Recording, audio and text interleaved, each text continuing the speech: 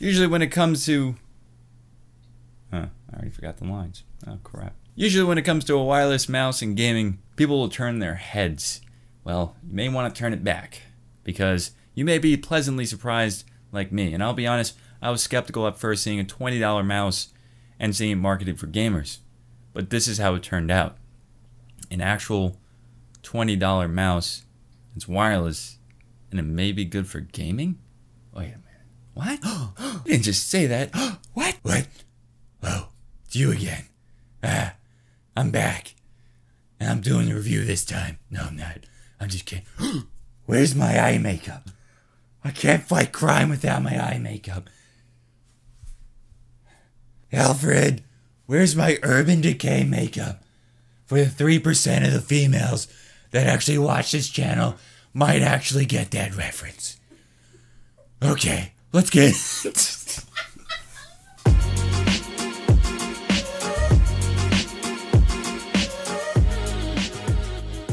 Hey, what's up guys? My name is JD from JDTechGear and welcome back to the channel. Hope you guys liked that intro. I know I'm not funny, but yeah, let's get into the review and talk about it. So today we're looking at the Combatwing wireless gaming mouse, which comes in at $18 US. Here's a list of features. It's a fully wireless optical mouse with no specific sensor information included. The wireless connection is powered via USB receiver. DPI settings of 1000, 1600, 2000, and 2400. There's 8 mouse button controls including left, right, middle, /scroll, DPI, forward, back, clear window, and fire, which is the same as the left click. It has a polling rate of 250 Hz and 500 Hz, controlled through a switch on the bottom of the mouse, also including an on/off/color mode button with the changing colors of red, green, and blue. There's also a 1.5 meter USB charging cord, or 5 feet. There's a battery life indicator LED beneath the minimize window button. There's an acceleration of 20G and a charging time of 8 to 10 hours, and a battery life up to 500 hours, which I can vouch for. This mouse lasted a little over a month of everyday long duration periods before needing a recharge, and it also has no driver, so it's just a simple plug and play. So now let's get into the build quality and ergonomics of the mouse. It's entirely made of plastic, but surprisingly rigid.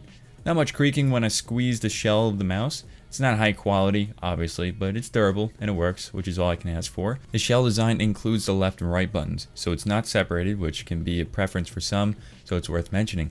The specific switches are undefined, but are good for the price point. To put them into perspective, they require a little bit more actuation force and travel distance than the Logitech G502. And this is what they sound like, and what the travel distance looks like in comparison from the Combatwing wireless mouse and the Logitech G502.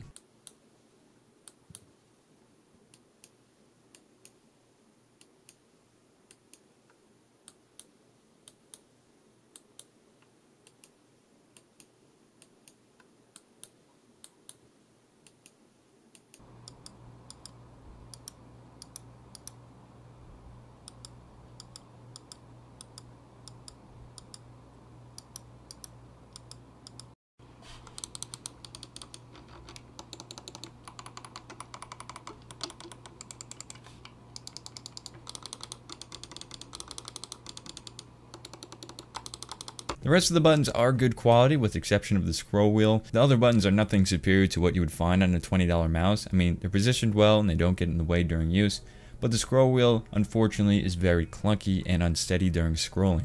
It's not unusable, but it certainly needs improvement. The mouse weighs in at 99 grams or 3.5 ounces, making it relatively light and easy to use for gaming. The lighting of this mouse is basic, but it doesn't detract from the overall quality of the mouse. The lights emit through the logo on the back of the mouse. The scroll wheel is fixed while the logo changes in a breathing mode. The lighting cannot be changed except for switching it on or off. That's it. The ergonomics of the mouse are quite comfortable. Another surprising aspect to this mouse, it fits comfortably for long sessions of gaming and editing and can suit both palm and claw grip comfortably.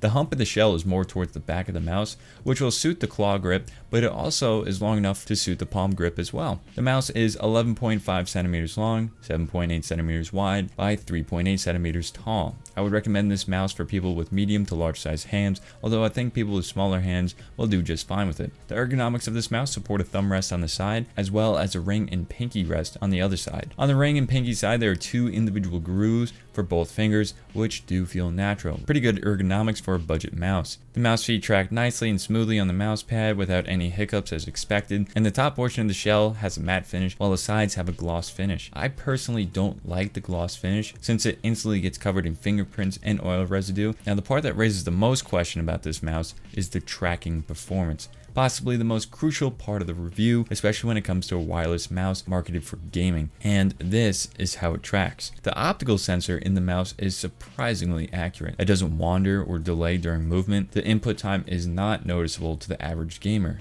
which I fall under that category. There's very little pixel walking, and it's very hard to tell the difference of pixel to pixel movement between this mouse and the Logitech G502. There's no acceleration issues either, which is great to see. Flicking the mouse and fast movements don't throw the cursor off track as if it was still tracking or trying to catch up. Sharp jarring movements will be easy with this mouse, which can be expected in many games. There is a bit of a lift-off distance, so the mouse can hover about 1 centimeter off the mouse pad, and it will still recognize the mouse pad and move the cursor. Not a huge deal, but worth mentioning. Overall, there is no noticeable input lag for the average gamer, and again, I fall under that category. It tracks smoothly with no acceleration issues, wandering, and little pixel walking. There is a little bit of lift-off distance tracking, but that does not detract from the overall tracking performance. It surprisingly games very well for the money and for being wireless, and I played Titanfall 2 quite seamlessly, and it felt very smooth and natural to play with the mouse, something I definitely was not expecting. For just under $20 and coming in at $18 US,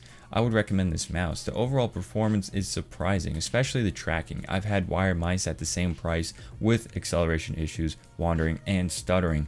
It's not the prettiest mouse, it's not the most well made, but it performs well with comfy ergonomics, good battery life, and no noticeable input lag coupled with good tracking. A pleasant surprise and a definite recommendation at this price point. I hope you all found this review helpful and accurate, and if you want to see more content like this, consider subscribing to the channel and following my review site techsetupgear.wordpress.com, where I feature reviews on there before they get put up to the channel, and more reviews go up on that website than they do on the channel, just to stay up to date with the reviews.